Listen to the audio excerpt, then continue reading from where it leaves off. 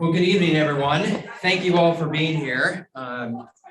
We're very excited to be here in Wisconsin. It was everything that I could do to not wear my Vikings jersey coming over here. I know. So the only thing, hey, there we go. We got somebody who is wearing the Vikings jersey. That's great. I would just ask that the Wisconsin residents just not hold that against us for the fact that we cheer for the better team. Anyways, but moving on to the reason why you are here. We are very proud to be partnering with the Badger Institute again. We did a tour last year or the year before, and we're very excited to be doing more events with them as well. I would just like to give a little overview of the Center of the American Experiment for those of you who might not be as familiar with our work. We are Minnesota's premier policy organization. We come from a very conservative perspective, and we are at the Capitol covering a number of different topics. And we also travel all across the state of Minnesota, pushing out all of the reports and policy memos that we develop. And we cover a number of different topics that include education, the economy, taxes, unions, and a whole bunch of other topics as well. And you can see all of the work that we do if you go to americanexperiment.org. Now, one of the things that I wanted to show all of you, you might have seen this on your way in, but we develop a quarterly magazine called Thinking Minnesota. It's a free subscription, and if you don't get this in your mailbox, grab one of these magazines, and there are cards in there where you can put your name, your address, and you can, in the postage is paid, so you can just drop that in the mail or leave it here with us. We also have a whole bunch of other materials that are going to supplement the presentation this evening. All of you should be getting this little critical race theory and the Miseducation of Americans Youth pamphlet that should be at everybody's table. So grab one of those, and if you don't see one, grab one on your way out as well. So the format for tonight is we're going to have a presentation by Katrin, and then we'll have Q&A at the end. I would just like to point out that there are blank cards and pens at each of your tables. So if you have a question, write them down, and there'll be somebody to go around and gather those. For our virtual audience, there is a chat feature where you can type in questions as well. And we'll be able to hopefully be able to read those off or ask those this evening. The other thing that I want to end with is that the Center of the American Experiment is a nonprofit, and we get our funding from individuals like you. And so if the presentation that you hear tonight resonates with you, we have donation cards on your tables, and we also have on our website where you can donate as well. So if the presentation resonates with you, help us push out all of this information. And now I'd like to welcome Katrin Wigfall. She is our Education Policy Fellow. She's a former teacher, and we're very thrilled to have her here tonight. So please give Katrin Wigfall a warm welcome.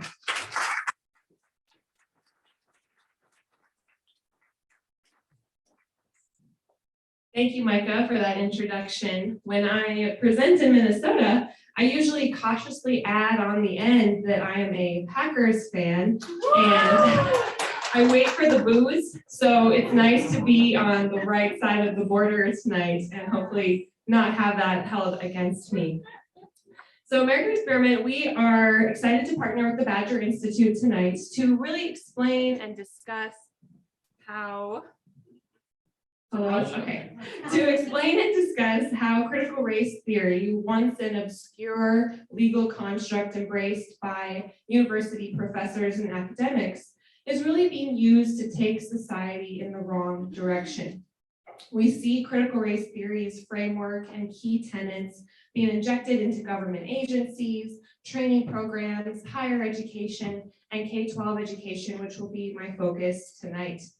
So as Micah said, we'll have time for Q&A at the end. A big welcome to our virtual audience as well. Please use the chat feature for questions because there's a lot surrounding this topic and we want to make sure that your questions are answered as you are all the boots on the ground and you are seeing this creep up in a variety of ways in your day-to-day lives. So what exactly, though, is this theory that has been around for decades, but is really dominating news headlines as of late and encouraging a culture clash? So we are going to really try to keep this close because it looks like it's a bit finicky. Now, when you read news accounts about critical race theory and about the debate of this theory, it makes it seem like the debate is over whether or not teachers should be teaching about slavery and Jim Crow. And this reporting does a grave disservice to parents, to communities, and to educators because it really fuels public distrust and makes it seem like the pushback to critical race theory is all about teachers discussing racism and its impact. But critical race theory is not teaching about slavery. It's not teaching about Native American history or that our history has a practice of redlining. These are all facts, and these are facts that absolutely should be taught in the classroom. The problem with critical race theory and critical pedagogy in general is that it puts a race-based lens on everything. It rejects the ideas and principles that have really been foundational to Western thought and values. It puts as I mentioned, that race-based lens on everything and exclusively and simplistically defines any racial inequality as the product of racism. So when we think about headlines, we think about the approach that these news coverage stories are taking, and they're really missing the point. And the point with the problem with CRT is its foundational aspects and what this theory is based on. There's very little mention of the controversial framework and its intellectual roots. And by not mentioning these foundations and what critical race theory rejects, then readers are free to assume that opposition and pushback is rooted in racism, which is wholly inaccurate. So we must understand critical race theory as it defines itself, and that means starting with the theory's theoretical roots. So as I mentioned, critical race theory has been around for a while. It's an academic discipline that was officially organized in 1989, but the ideas behind it have been brewing since the 1970s and 1980s through critical legal theory and critical theory, which law school professors developed because they decided that any racial inequality is to be taken as a product of racism. They were disappointed and upset with what they felt was a lack of progress with the civil rights movement, and so they wanted to explore other reasons behind this lack of progress, and critical race theory was birthed. It was birthed, though, from pulling from a type of neo-Marxism, which looked at class-based Marxism, class conflict. So class-based Marxism was between the rich and the poor, and critical race theory was reformatted to then look at oppressors and oppressed and really emphasize on grouping individuals into categories. And these categories included putting them along racial lines as well. So when we think about how this pulls from neo-Marxism, we want to think about the solution to this class conflict was revolution. Do we have a new mic? Maybe it's time for that. But when we think about, we could pretty well, if you could just if I could look here. Well, the problem is our folks online are trying to view it too, but okay, maybe if I put it in here and don't touch it. And that's part of the problem is it's being, okay, we'll try that. Better? All right. We'll see. So then the solution to this class conflict as proposed by Karl Marx was revolution. And I have a number of regimes here who have tried this Marxist revolution. And of course, it has ended in complete failure, a lot of deaths. And we see that the push to embed critical race theory into society is really that, a revolution to change society culturally, socially, and economically. So when we think about critical race theory then, and dividing people into categories, which of course pits different people against each other, we have to ask ourselves, well, what is the premise of critical race theory and what is the solution that critical race theorists propose? Well, this quote by Christopher Rufo, I think, really drives home a key point. Christopher Rufo has studied critical race theory. He has helped expose it in classrooms and government agencies and training programs. And he has written, there is a failure to separate CRT's premise from its conclusion. So CRT's premise says that America has a history of slavery, racism, injustice, and that we should examine the relationship between racism, power, and society. And there is a lot of truth to this. When you take an honest look at our history, you can't deny it, and we want students to learn the good, the bad, and the ugly so that we don't repeat history. But the problem is what critical race theorists and its supporters come up with for the conclusion. The conclusion then is that the American regime is irredeemably racist and must be overthrown. And this is a false conclusion. And this conclusion then leads to other issues, such as critical race theorists and their supporters viewing all systems through the lens that they were built on whiteness and oppression, the idea that racism is everywhere. And this has led to calls to tear down institutions such as the Western justice system, the free market economy, and replace them with a racial hierarchy in which entire racial groups are monolithically good or bad. So when we think about that, it's concerning for a number of reasons. And what is often not touched on with CRT and its intellectual roots are the political premises behind the theory. Critical race theorists reject the founding principles of the United States. They reject capitalism, they reject property rights in favor of race-based land and wealth redistribution. They believe that you have rights as a member of a group, but not as an individual, and that people of the same race share common characteristics and personality traits. So if you're white, you're automatically guilty of whiteness, which of course minimizes and diminishes individual lived experiences. I'll note that the italicized names on these slides are the critical race theorists and supporters who have written or stated the bullet points that I include.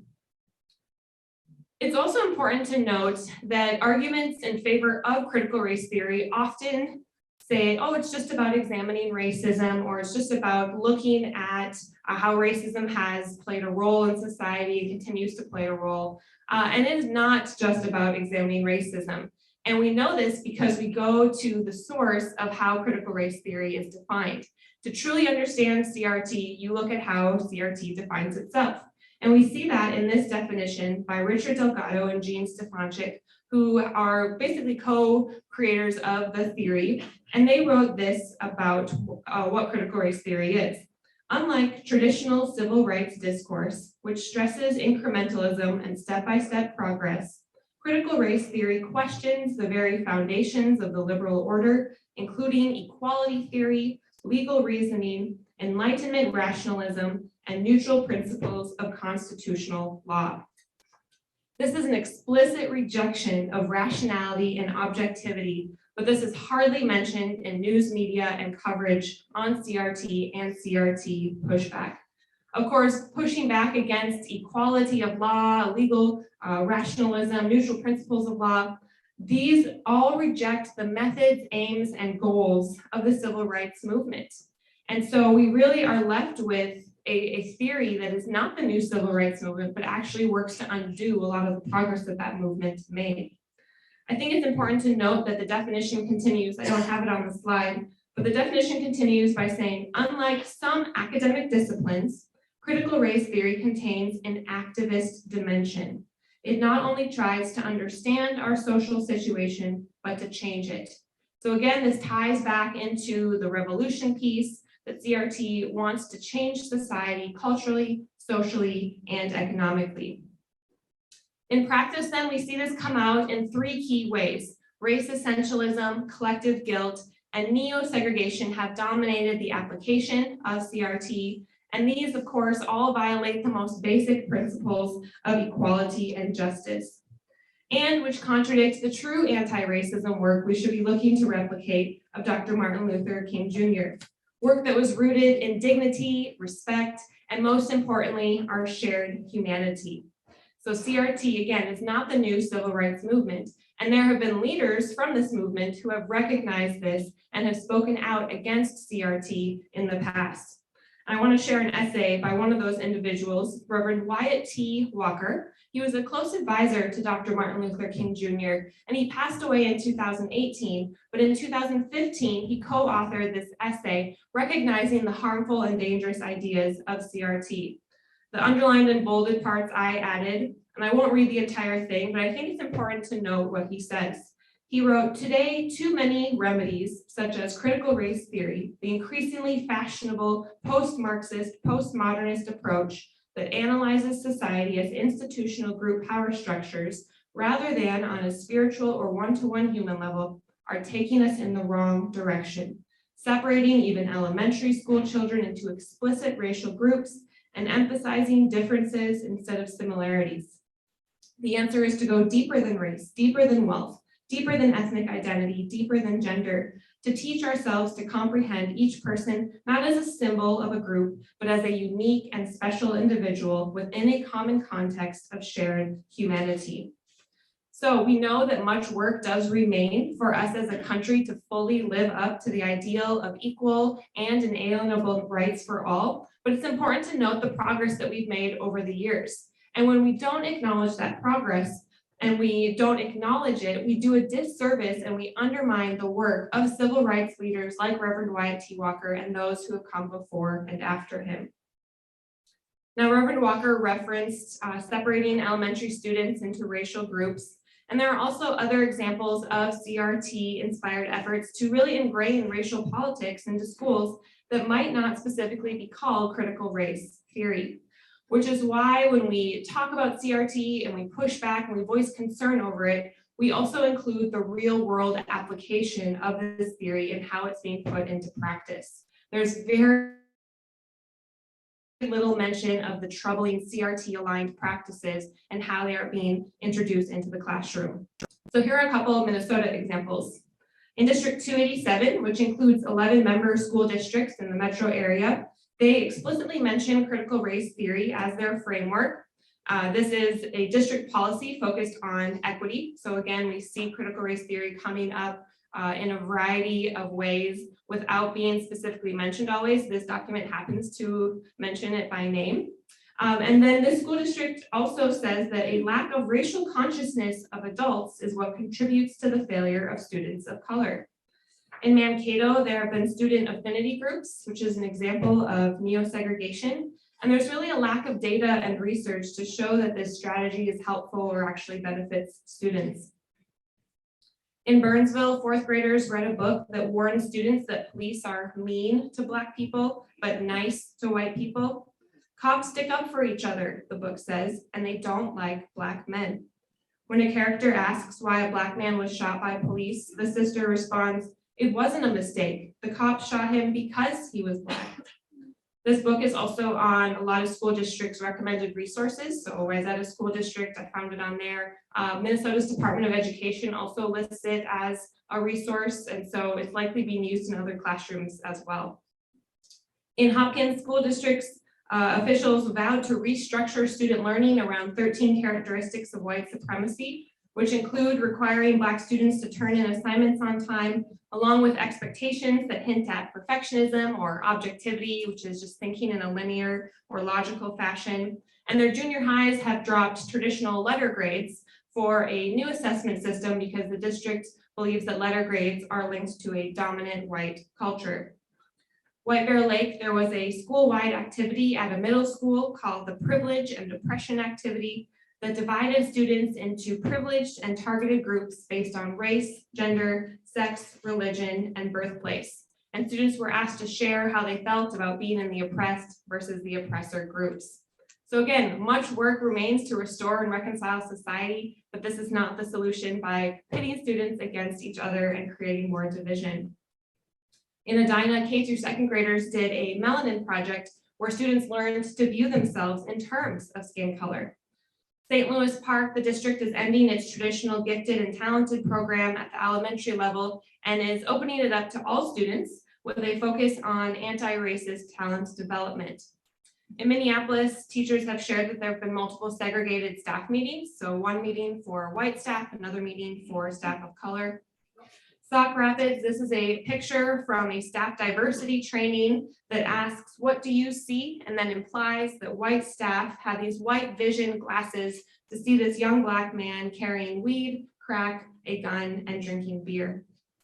In Brooklyn Center, staff attend anti-racism teachings that are based off of writings of Ibram X. Kendi's writings, who he has said that the only remedy to past discrimination is present discrimination. The only remedy to present discrimination is future discrimination.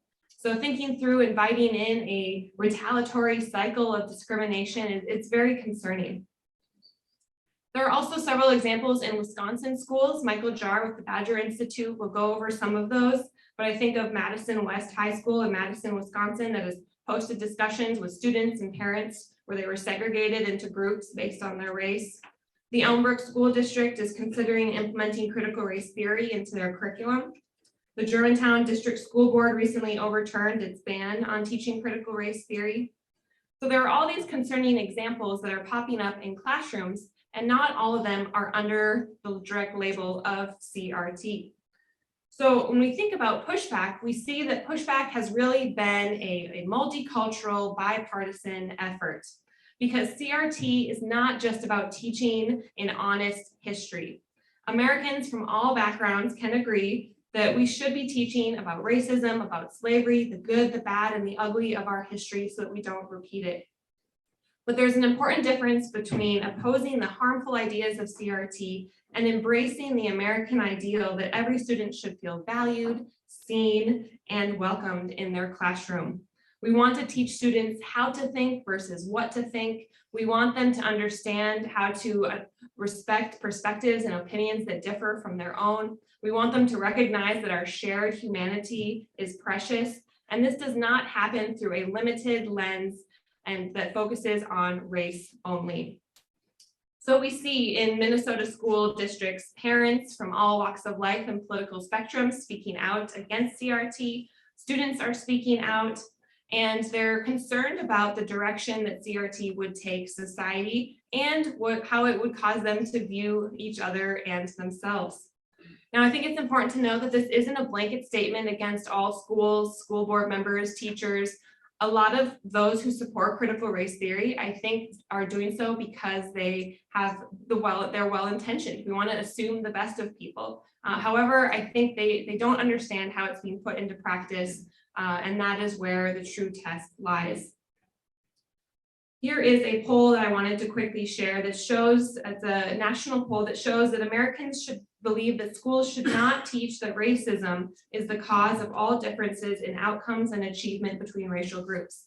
Again, limiting all inequalities to one variable, racism, does not help find the solutions to the challenges and problems that we still face as a society. If we want to find a solution, we need to come up with the correct remedy, and a single variable of racism is not the remedy.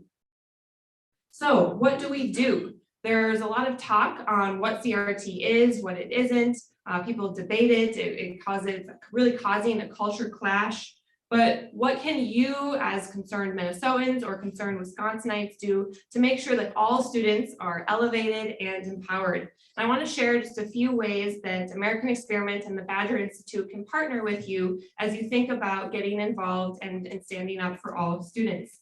And one of those ways is public feedback on academic standards. So Minnesota and Wisconsin, they review and revise their academic standards. And they do this to make sure that the content includes all of what students should be learning, is relevant to the time, and that sort of thing. And right now, Minnesota is revising its social studies standards. And American Experiment has been very involved in this process. We have reviewed multiple drafts that the Department of Education has released, and we're concerned about the content. We see a lot of revisionist history. We see a lot of the CRT framework and tenets in the document itself without directly naming CRT. There's a lot of focus on oppressors versus the oppressed and racial groups and that sort of thing.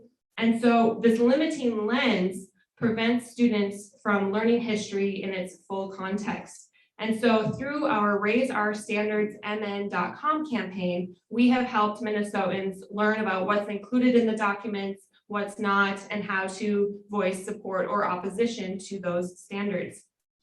Now, Wisconsin social studies standards were recently revised in 2018, so they won't be up for revision soon. But come this July, career and technical education standards will be revised. So there will be public comment periods available for those standards as well. So it's really important to submit public feedback when those comment periods open up, because the respected state agencies review that feedback. Then it's up to them to decide whether or not they incorporate it into the documents, but at least there is that pressure and more accountability on these state agencies to make sure that these standards are holding students to the highest academic standards as possible. Another way to get involved is to join American Experiment's Illumined project. So this is a microsite and chat forum, and we have seen across the country that grassroots activism is key to pushing back on efforts to really reduce students and society to the color of their skin. Through this microsite and chat forum, you can connect with other like-minded Minnesotans. You can get resources on how to file public data requests, or some guiding questions that you can take before a teacher or a school board member or a school leader to have that conversation if you see something concerning come home in the backpack. And to do it in a way that doesn't attack the teacher or the school board leader, but voices concern and seeks to understand why a certain material was incorporated into the classroom instruction or sent home in the backpack. The forum piece is the biggest piece because you can connect with other activated parents statewide or by district. And this is important because a lot of times Minnesotans, and I'm sure Wisconsinites as well, feel alone in their fights to reclaim our schools and stand up for the education of all students. And so through the chat forum, you can upload examples of what you're seeing come home in the backpack. You can organize with other parents to attend school board meetings. You can look at school policies, and it's just a neat way to really get together with other like-minded Minnesotans and find a way to stand up for all of our students. Another way that you can get involved is run for school board. So we've seen successful efforts across the country include school board races. And if you yourself can't run, find an informed community member who you can help support run. Contact your legislators. So there are a lot of efforts to introduce legislation that would help kind of undo some of the concerning pieces that we're seeing creep into the classrooms. One piece of legislation is Wisconsin's Parental Bill of Rights. It's Assembly Bill 963. And this legislation establishes legal rights for parents and guardians to make the best decisions regarding their children's education. So contact your legislators in support of that legislation. There was an academic transparency bill that was introduced, but unfortunately, Wisconsin governor vetoed it. And so the Badger Institute has more information on that and resources should you be interested in other K-12 education reform efforts. Review textbooks. So curriculum in both Minnesota and Wisconsin is developed and approved by local school boards. So regardless of what standards are decided, those standards will then get sent to the school boards and they will be tasked with selecting the textbooks and instructional materials to teach those standards. So American Experiment is partnering with an organization to train interested Minnesotans, Wisconsinites. They work with individuals across multiple states to learn how to review textbooks for factual errors, biases, inaccuracies. And then you can take those concerns to a school board, and they have found, this organization has found success in these textbooks and instructional materials either getting revised by the publisher or getting removed completely from the list of recommended materials. So if you're interested in learning more about this process and how to bring more accountability and transparency to the curriculum selection process, you can email me and get added to a list for updates on that. I'd also encourage you, if you're interested in this piece, to reach out to your school board about an advisory committee. So I know in Minnesota, they have advisory committees that have to be made up of parents, and those advisory committees can voice support of or opposition to instructional materials and curriculum that gets introduced. Aside from textbooks, there are a lot of other pieces of instructional materials that students get shown and that get used in the classrooms. so you can review curriculum if that is of interest to you. There's federal law that says that schools have to have a policy in place for parents and guardians to review instructional materials and to know what materials are being given to students in the classroom. So even if you reach out to a school district and they say, oh, there's copyright laws, or they say that they don't have a hard copy, the federal law applies regardless of format or context. So if a hard copy is not available, ask to sit in on the student's class and learn about the instructional materials that are being used that way. With this, there's also an opportunity then to offer alternative materials, supplemental materials. And I have the logos of a couple of great resources on the top of this slide that I just want to highlight. The 1776 Unites organization, they have a history curriculum that is really features the stories of past and present African Americans who have prospered by embracing America's founding ideals. It focuses on rejecting victimhood and really celebrating the success of these individuals and what they have overcome. And so it's important to note that this history then takes a full context look. It doesn't ignore the horrors and the travesties that our history has faced, but it also celebrates the progress that has been made. So they also have introduced a K-8 curriculum lesson plans. They had a high school lesson plan section available. So now they are K-12. And I think it's important to note that Johns Hopkins recently reviewed their curriculum and gave them a positive review. They looked at this curriculum for critical thinking, diversity of perspectives, strength of coverage and coherency, the knowledge that students would be taking away from this curriculum. And so a positive review from Johns Hopkins says a lot, considering how Johns Hopkins reviewed the 1619 project curriculum and found a lot of weaknesses and found it lacking in dissenting or even, affiliate voices and that sort of thing. On the far right, there's a high school textbook that is great called Land of Hope by Wilfred McClay. So should teachers be looking for additional history textbooks in the hard copy form, that's an excellent resource for high school students. The Bill of Rights Institute has wonderful lesson plans that are fully developed for history. The teachingamericanhistory.org also has built out lesson plans on history. Hillsdale just released a 1776 curriculum that's free to parents and educators. So again, all of these great resources are available for parents, for educators to either use for homeschooling materials or to supplement current instructional materials. And then finally, request public data. So there are materials and trainings and instructional supplemental curriculum that aren't available on a district's website, but that are publicly available to you all to take a look at. So we see making public records requests as kind of a last resort if you're not able to get through with your communication with school leaders, but it is a way to get some answers on what's going on in the classroom. We have a resource available on the Illumined website that I previously shared on how to submit a public records request.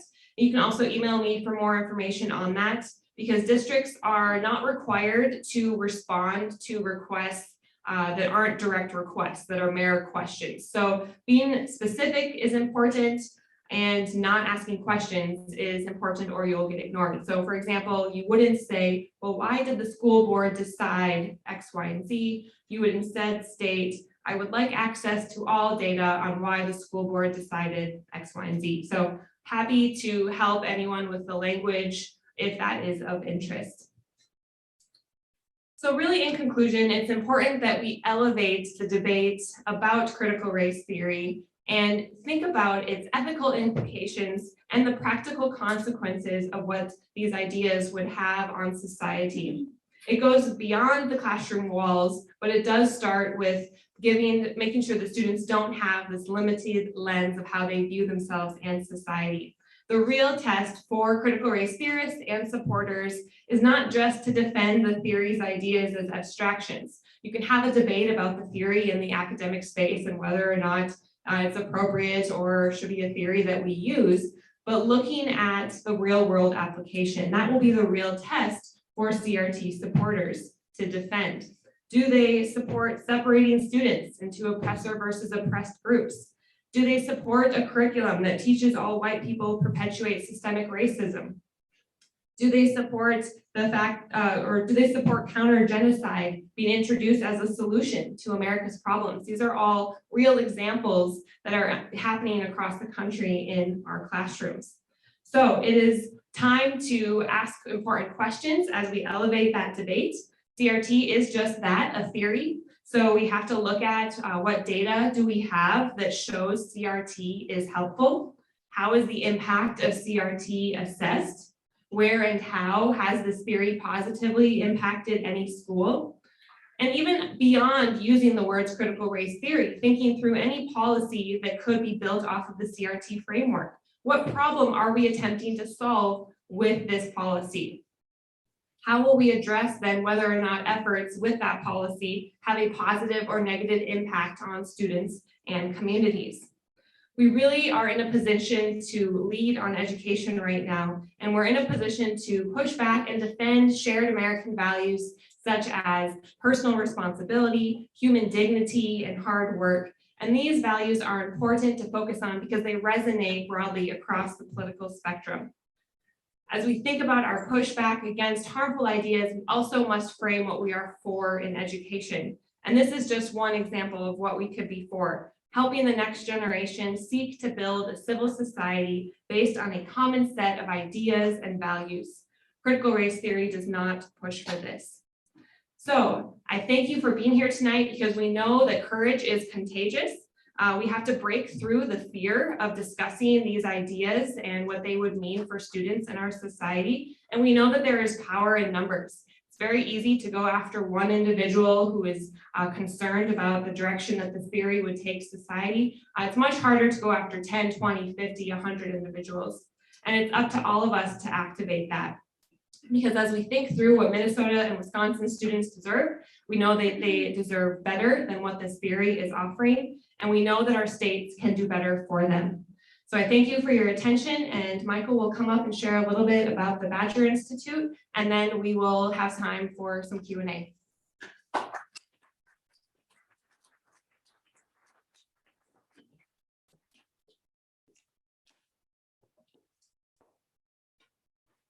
am deathly afraid to touch this.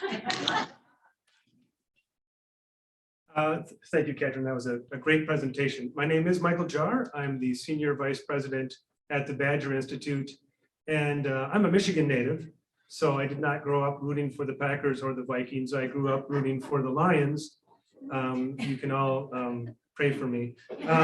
We were actually excited in the last Super Bowl because we felt like we really, for the first time in 50, almost 60 years, had a former quarterback for the Lions who won the Super Bowl, and Eminem performed at the halftime show. So it's almost like we were there. So just a little bit about the Badger Institute. We are a public policy, free market, nonprofit, nonpartisan research and reporting organization. And our goal is really to find public policies in Wisconsin that allow people to thrive and to flourish and to have opportunity. And that's really what we're all about. So we were established in 1987, 35 years ago, as the Wisconsin Policy Research Institute.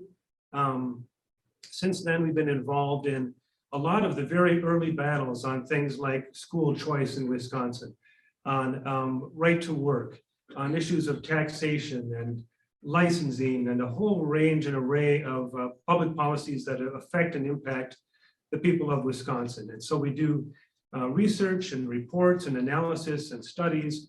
We also do reporting. I think our copy of our magazine is here, Diggins Magazine. We have further additional copies on the table back there. But we do a lot of in-depth reporting on the things that are going on culturally and from a policy perspective here in the state of Wisconsin. So a quick question, how many of you in this room feel like parents ought to have a say in what's being taught to their kids in the public schools? Yeah. Okay, for those of you online, just about every hand went up in the room. You may be surprised to find out that not everyone feels that way. There's a state rep from Wisconsin who just last week decided to tweet during a committee hearing where the parental bill of rights was being considered. And here's what she tweeted. If parents want to have a say in their child's education, they should homeschool or pay for private school tuition out of their family budget. How do you feel about that? So that was Representative Lee Snodgrass, and she, about an hour later, after just taking a barrage of abuse, took that tweet down saying that it was lacking in nuance and could be easily misinterpreted. Now, I'm not sure how you misinterpret that, but she was concerned about that. Let me just touch real quick on just a few examples here in Wisconsin, and Catherine actually touched on a couple of them as well. The La Crosse and Holman school boards in December, working with the Waking Up White Collaborative, participated in the La Crosse White Privilege Symposium 2021. The logos of both school districts were prominently featured among the event partners. The principal at Lincoln Middle School in the La Crosse School District was listed as a host planning committee member and the White Privilege Symposium Youth Action Project Coordinator for the event. In June 2021, the La Crosse School District Board of Education issued the following statement. We need to come up with strategies for how we are going to address the systemic racism that continues to exist in our education system, including our local school districts. Unlike the novel coronavirus, racism in education is nothing new. Today, institutional racism in education is largely reinforced by policies and practices that appear race neutral or colorblind on the surface, but result in radicalized outcomes. And you would kind of wonder, well, if the public school system is so racist, why would we send our kids there? But they don't address that. I should point out that on the February 15th primary, just about a week ago, 2 of La Crosse school board incumbents were defeated. In Elmbrook, as you mentioned, on the website in the Elmbrook School District, they insist that they do not teach the critical race theory in the schools, although they have a couple of high school classes that have incorporated that. Instead, though, they have adopted equity principles, which, quote, seek to focus our system on several identified opportunity and achievement gaps. The equity principles serve as guideposts designed to inform our work as we strive to achieve our district's vision of preparing every student for college, career, and success. As part of this approach, according to the school website, all teachers completed training to understand their own identities and biases. The district added required staff training modules on cultural competence and diversity awareness. In Germantown, the superintendent insisted that CRT was not being taught, except for a couple of high school courses. But teachers did participate in a cultural responsiveness seminar in April 2021, according to research by the MacIver Institute. And they studied books like Me and White Supremacy and Culturally and Linguistically Responsive Teaching. Last April, the Germantown School Board voted 6-1 to ban the teaching of critical race theory. A few weeks later, without much explanation, the school board reversed its decision. I should note that in the February 15th primary, a CRT opponent running for the Germantown School Board defeated the incumbent that he was running against. In fact, newcomer candidates who were opposed to school shutdowns and mask mandates and the instruction of CRT, they won in Germantown and Hartford and Menominee Falls, Brookfield and Waukesha. They won in Cedarburg, Mequon, Burlington, and Eau Claire, just to name a few, often picking off incumbents who were defenders of the status quo. And I raise that because it's important after decades and decades of the school board elections being primarily dictated by the education monopoly. It's just exciting to see people becoming engaged and interested in what's going on. You may have noticed that school board elections almost never line up with your congressional elections, your legislative elections, your presidential elections. Why is that? It's because if no one's paying attention, then the turnout is going to be very low. If the turnout is going to be very low, then the teachers union and the other unions that have a vested interest in basically hiring their bosses do exactly that. And so it's been very refreshing to see the level of engagement and interest that's taking place at the school board level. And I'm sure many of you have been a part of that. A quick legislative update here in Wisconsin. Some interesting things are happening. The state Senate voted on Tuesday, just this week, to ban the University of Wisconsin and tech college systems from requiring students to, quote, affirm, adopt, or adhere to, quote, tenets of critical race theory. This bill has yet to be considered by the Assembly. In December, Governor Tony Evers vetoed curriculum transparency legislation that ended up denying parents access to the classroom materials that are used in public schools. So this bill would have basically required school districts to take their curriculum, to take all of the elements that they are basically using as instructional materials in the classroom and put them on the school district website. Not a big demand. But Governor Evers felt that was just too much work to allow parents to know what's being taught to their kids, so he vetoed that bill.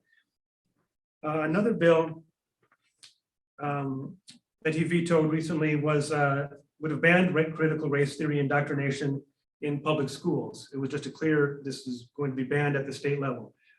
We supported the other bill, the transparency bill. Badger Institute did not support this bill, primarily because we do have some concerns about the state dictating to school districts what they can and cannot teach. If you imagine that a different group of people were in the legislature making determinations about what could or could not be taught, they could mandate that CRT is taught and so on. So we really feel like these decisions need to be made at the local level by parents who are engaged and informed, working with teachers and principals and superintendents.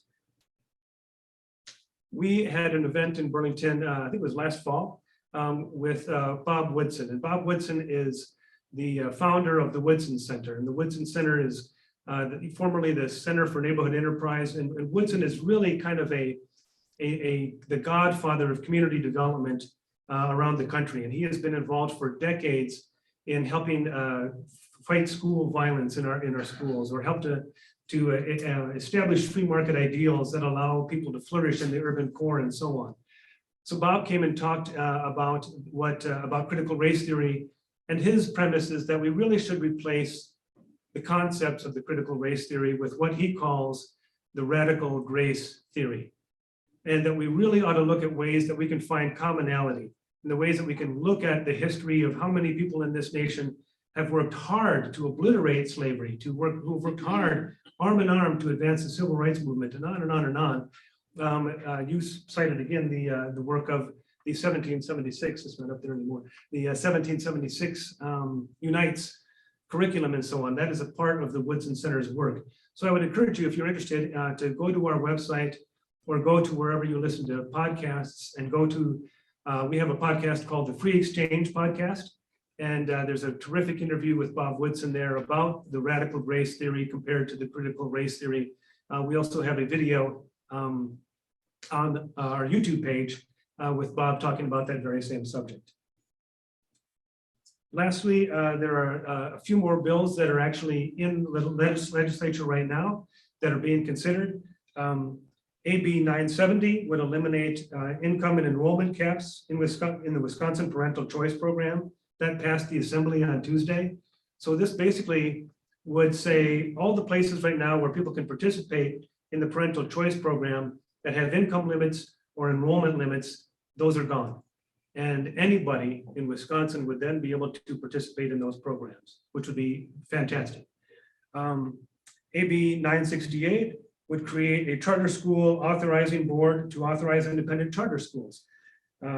This is also passed by the Assembly this week. Right now, there are very few entities, one of them being the University of Wisconsin system, that can authorize charter schools. And so that really limits the number of charter schools and quality charter schools that are being developed around the state. This again would eliminate that and allow for an authorizing board to set up a number of charter schools in cities or in regions or across the state. Finally, if you have education stories, if you have had experiences where you've had battles with your school board, or your superintendent or your principal have been advancing some of these ideas, or these critical race theory ideas, we would love to hear those stories. So please feel free to contact us at the Badger Institute. You can write to me at michael@badgerinstitute.org. But if you have good stories to tell, if you want us to do some reporting on the things that are happening in your district, if you have concerns that you want us to take a look at, we would be happy to do that. So please do contact us. We're very interested in telling those stories. And finally, Kirsten is going to be going around. If you have any additional questions, she'll be picking those up and bringing those to me. I'll ask the questions. Catherine will answer them. I might weigh in on from a Wisconsin perspective as well, but we'd love to address these. And we actually opened up the forum for questions several weeks ago, so we've been getting a steady influx of questions, and I'm going to just go ahead and start with those. Okay. So since we can't touch the microphone, I will stand here, ask the question, then move out of the way and let Catherine answer. So let me start with, there's a lot of good questions, obviously, and a lot of overlap. A lot of people are kind of feeling the same things and experiencing the same frustrations. I'll try to touch on as many of these as we can.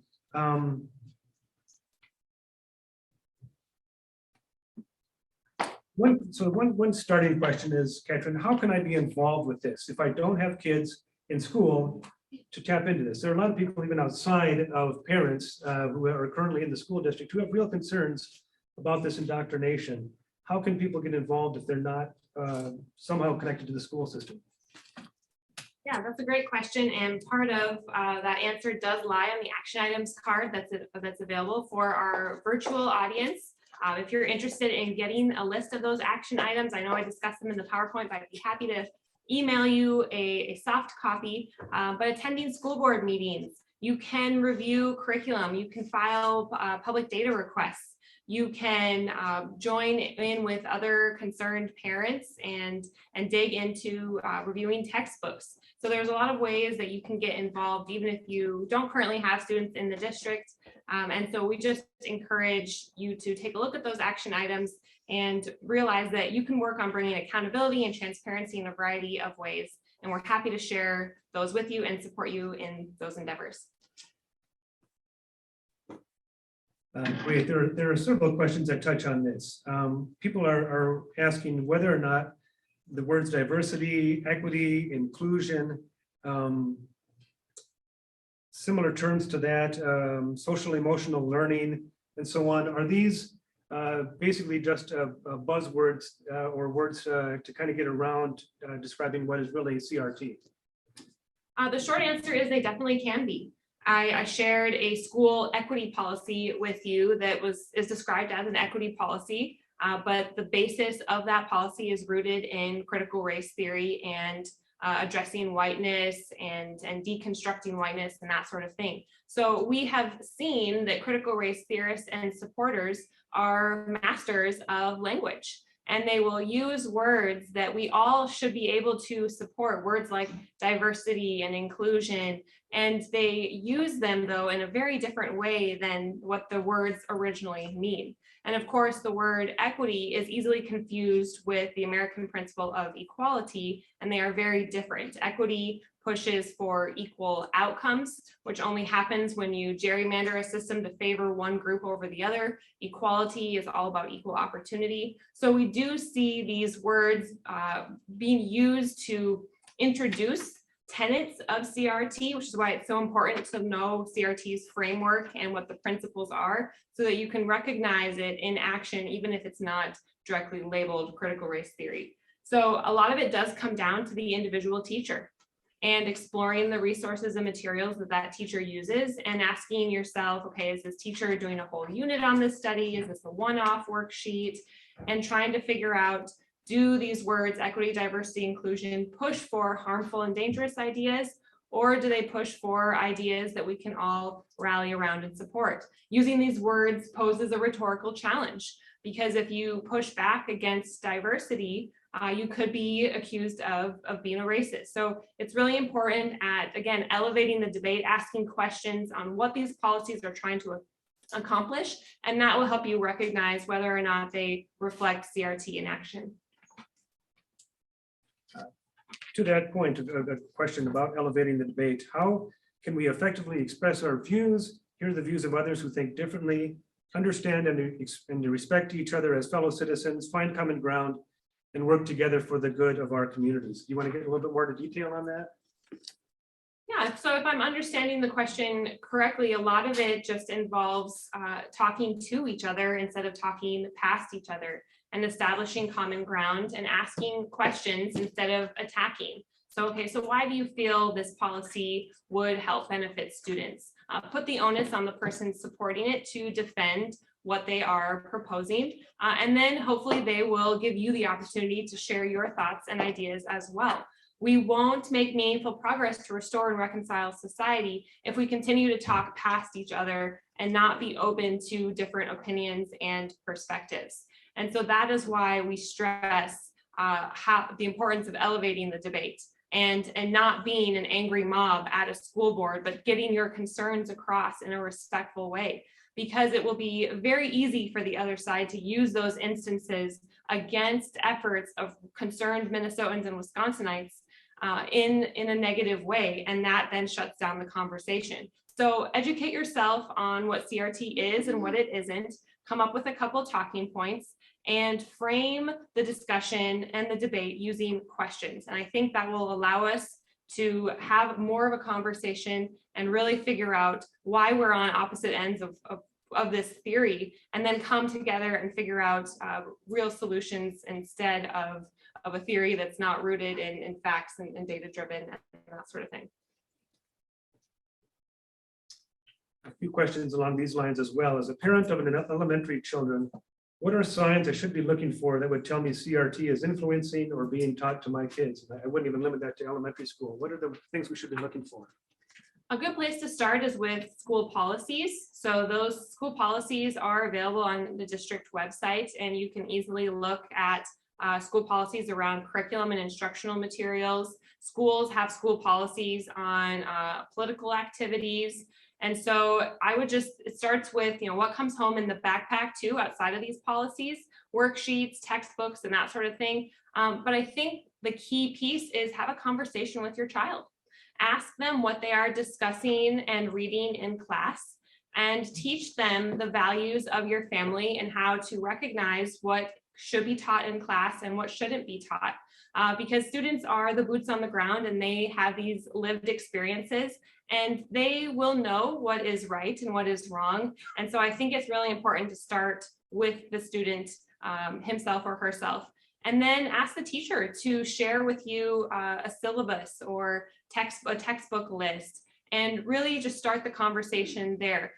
Don't assume that this is being taught, but be aware of the different pieces. Our students, is there a focus on identity politics and that sort of thing? And I'd be happy to get more in depth on some of those, how to have some of those conversations if you'd like to email me.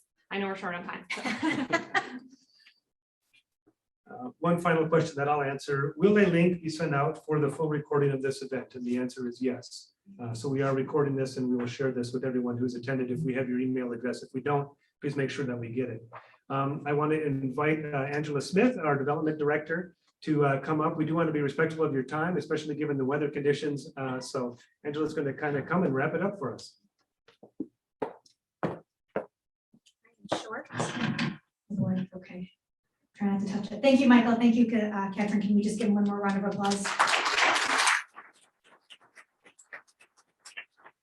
Thank you for coming tonight, especially braving the weather. Thank you to everybody who is watching online. We have a number of people who have watched us and joined online, so we're very appreciative about that. I have just a couple of housekeeping items for you. First, as Michael said, you will receive a link to this recording. Make sure that we do have your email address. If you registered online, we have your email address. If you walked in, you likely gave it to us when you came in. If you're not sure, just check with us. All of us here are going to be sticking around. Catherine will be here, Mike will be here. We didn't get to all of the questions, unfortunately. So if you do have questions, feel free to either email them or stick around tonight and talk with them afterwards.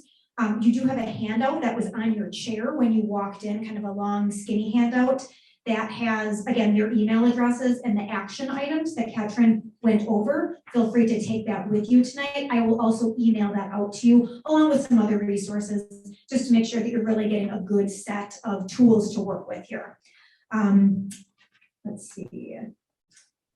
Okay, I think that's most of my logistics. I did want to just follow up on what Micah had said earlier as far as both of us being nonprofit organizations. If you found value in this program tonight, if you were a concerned parent, grandparent, community member, citizen, if you found value in this program tonight, we would ask you respectfully to consider giving a little bit value back.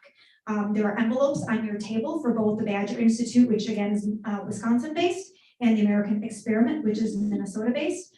We would certainly appreciate you considering a donation. We would love to welcome you to our community of supporters in either one of the states. We do a number of joint events like this because we do share some border space here. So we do hope to see you at another one of our events coming back up. I think we're going to be doing something in the summer, warmer outside, praise Jesus, not 12 degrees or whatever it is here tonight. Make sure that we do have your email address so we can keep you on the list for that kind of stuff. We never sell your info, we never spam you, anything like that. We just really want to make sure you're informed with the right resources. Again, badgerinstitute.org or americanexperiment.org, those are the websites. If you do feel called to make a donation, you can put that in the basket up at the front. Do pick up some food on the way out. We have some left. And I think that's it. I just want to close by reminding you what Katrin said, courage is courageous. Contagious. I can get my words together. Courage is contagious and courageous, right? So thank you for being courageous. Thank you for coming here tonight. Please help us spread the word and drive safe.